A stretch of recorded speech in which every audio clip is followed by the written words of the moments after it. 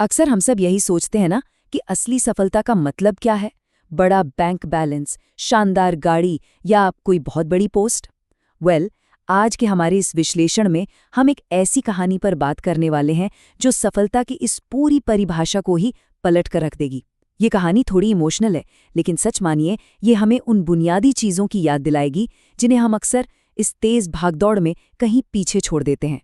तो सबसे बड़ा सवाल यही है, क्या बहुत सारा पैसा कमा लेने से कोई अपने आप महान बन जाता है? मतलब क्या भौतिक सफलता और एक अच्छा इंसान होने के बीच कोई सीधा कनेक्शन है? हमारी आज की कहानी बिल्कुल इसी कश्मकश के इर्द गिर्द घूमती है और ये दिखाती है कि कैसे कभी-कभी पैसे की चकाचौंध हमारी आंखों पर ऐसी पट्टी बांध देती है कि हमें हकीकत दिखनी ही बंद हो जाती है। इस कहानी का जो सबसे मजबूत पिलर है वो है ये एक छोटी सी लाइन, अगर कभी जिंदगी में बड़ा बनना तो पहले इंसान बनना। ये कोई साधारण वाक्य नहीं है। कहानी का मेन कैरेक्टर है आरव, जिसने बचपन से अपनी माँ के मुंह से ये बात न जाने कितनी बार सुनी है। ये एक ऐसी सीख है जो सीधे सीधे बताती है कि आप करियर में चाहे आसमान छू लें, लेकिन अगर आपके अंदर इंसानियत नहीं है ना, तो वो सारी अचीवमेंट एकदम खोखली है। चलिए कहानी की शुरुआत में चलते हैं। दिल्ली की एक बिल्कुल आम सी साधारण कॉलोनी। आरव के पिताजी बिजली विभाग में एक मामूली क्लर्क थे और उसकी माँ घर का खर्चा चलाने में मदद करने के लिए कपड़े सिलने का काम करती थी। अब आप समझ ही सकते हैं कि इस परिवार में पैसों की तंगी तो हमेशा रहती थी, लेकिन एक चीज थी जिसकी उनके घर में कभी कोई कमी नहीं रही, और वो थी उनकी नैतिकता और उनके उसूल। देखिए, भले ही बैंक अकाउंट में ज्यादा पैसे ना हो, लेकिन उनके पास संस्कारों की बहुत बड़ी दौलत थी। आरव की माँ का हमेशा से यही मानना था कि पैसा तो इंसान कैसे भी कमा लेता है, लेकिन दूसरों के दिलों में सच्ची जगह बनाना सच में बहुत मुश्किल काम है। यही वो पक्के संस्कार थे जो आरव की नींव बना रहे थे। लेकिन उन्हें क्या पता था कि जल्द ही इन संस्कारों का एक बहुत बड़ा टेस्ट होने वाला है। अब आरव ने सच में बहुत मेहनत की और जल्दी उसे एक बहुत बड़ी कॉर्पोरेट कंपनी में जॉब मिल गई। सिर्फ यही नहीं, देखते ही देखते वो प्रमोट होकर टीम लीडर भी बन गया। जाहिर है पूरा मोहल्ला खुश था। लेकिन इस कामयाबी की सीढ़ी चढ़ते चढ़ते कहीं न कहीं उसका अनकहा नैतिक पतन भी शुरू हो गया था। सफलता का ये जो एक भ्रम होता है ना, वो उसे धीरे धीरे अपने ही परिवार और उन मूल्यों से दूर कर रहा था जिन्होंने उसे उस मुकाम तक पहुंचाया था। इसे ऐसे समझिए, एक तरफ उसकी पुरानी जिंदगी थी जहां माँ बड़े प्यार से संडे को उसके फेवरेट आलू के परांठे बनाने की बात करती, और दूसरी तरफ आरव का नया एटीट्यूड। वो अब बहुत ही रूखेपन से जवाब देने लगा था कि वो अब बच्चा नहीं है और उसके पास इन सब फालतू चीजों के लिए बिल्कुल टाइम नहीं है। सोचिए, उसने अपनी माँ के इतने प्यार भरे ऑफर को सिर्फ इसलिए ठुकरा दिया क्योंकि उससे अपनी पुरानी जिंदगी अब छोटी और गैर जरूरी लगने लगी थी। लेकिन फिर वो दिन आता है जब ये सारा दबा हुआ अहंकार एक झटके में बाहर आ जाता है। होता क्या है कि आरव ऑफिस जा रहा था और रास्ते में उसकी गाड़ी एक बूढ़े रिक्शा वाले से हल्की सी टकरा जाती है। बिल्कुल मामूली सी टक्कर थी, लेकिन आरव का घमंड वो मानो किसी ज्वालामुखी की तरफ फट पड़ा। मजे की बात देखिए, गलती आरव की ही थी। वो बेचारा बूढ़ा आदमी बुरी तरह डरा हुआ था और बार बार हाथ जोड़कर माफी मांग रहा था। लेकिन अपनी सफलता के नशे में चूर आरव को कोई तरस नहीं आ रहा था। उसने अपनी सारी भड़ास, सारा गुस्सा उस गरीब बूढ़े आदमी पर निकाल दिया। उसने चीखते हुए कहा, दिखाई नहीं देता? सड़क तुम्हारे बाप की है क्या? आसपास अच्छी खासी भीड़ जमा हो गई थी, लेकिन आरव था कि रुकने का नाम ही नहीं ले रहा था। और ठीक उसी पल भीड़ को चीरती हुई एक जाने पहचानी आवाज आई। एक ऐसी आवाज जिसने आरव को अंदर तक हिला दिया। बेटा, बड़े बनने का इतना घमंड भी अच्छा नहीं। वो कोई और नहीं, आरव की अपनी माँ थी। दरअसल वो इत्तेफाक से उसी इलाके में किसी कस्टमर को सिले हुए कपड़े देने आई थी और उन्होंने अपने ही बेटे का ये भयानक रूप अपनी आंखों से देख लिया था। आरव ने शायद पहली बार अपनी माँ की आंखों में इतनी गहरी निराशा और दर्द देखा था।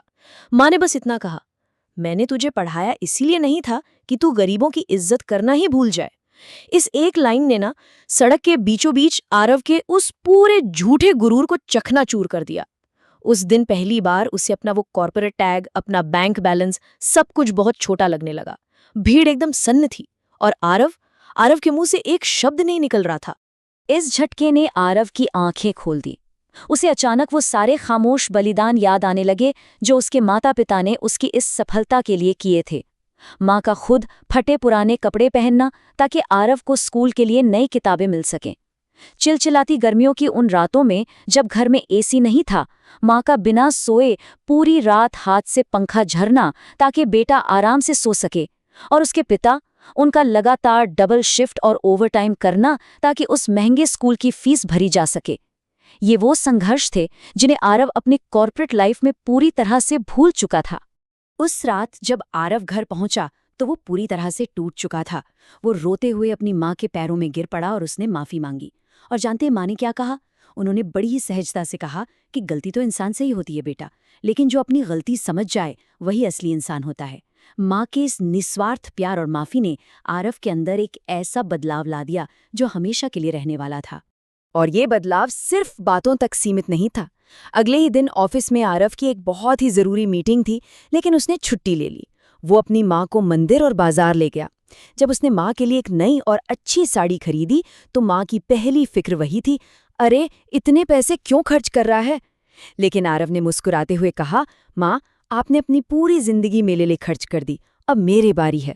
ये मोमेंट दिखाता है कि उसने फाइनली अपनी कॉर्पोरेट लाइफ से ज्यादा अपने परिवार को अहमियत देना सीख लिया था।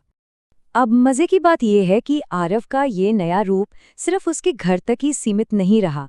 जब वो वापस ऑफिस लौटा तो उसने पूरे वर्क कल्चर को ही बदल कर रख दिया। उसने साफ नियम बना दिया कि कंपनी में किसी का पद चाहे जो भी हो, हर कर्मचारी से पूरे सम्मान के साथ बात की जाएगी। और तो और उसने काफी मेहनत करके उस बूढ़े रिक्शा वाले को भी ढूंढ निकाला और उससे जाके पर्सनली माफी मांगी। सच में ये एक बहुत बड़ा कदम था।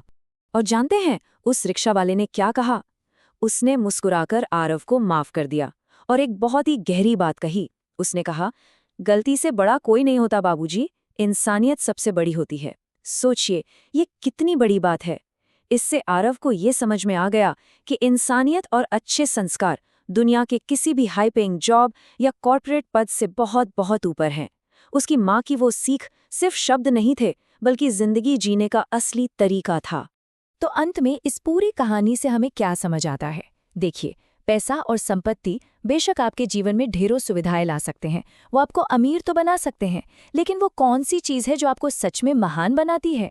वो है आपके संस्कार, आपके नैतिक मूल्य और आपकी विनम्रता। जब हम अपने जड़ों से जुड़े रहते हैं और हर इंसान का दिल से सम्मान करते हैं, सिर्फ और सिर्फ तभी हम असली मायने में सफल कहलाते हैं। इस विश्लेषण को खत्म करने से पहले एक बहुत ही जरूरी सवाल जिस पर हम सभी को सोचना चाहिए। आज जब हम अपनी सफलताओं का जश्न मनाते हैं या करियर में नई ऊंचाइयों को छूते हैं, तो क्या हम कभी रुक कर सोचते हैं कि उन सफलताओं की नींव में किसके अनदेखे बलिदान छुपे हैं? तो चलिए आज उन खामोश बलिदानों और उस निस्वार्थ प्रेम को याद करते हैं जिसने हमें इस मुकाम तक पहुंचाया है। क्योंकि यकीन मानिए, यही वो एहसास है जो हमें हमेशा जमीन से जुड़े रखेगा।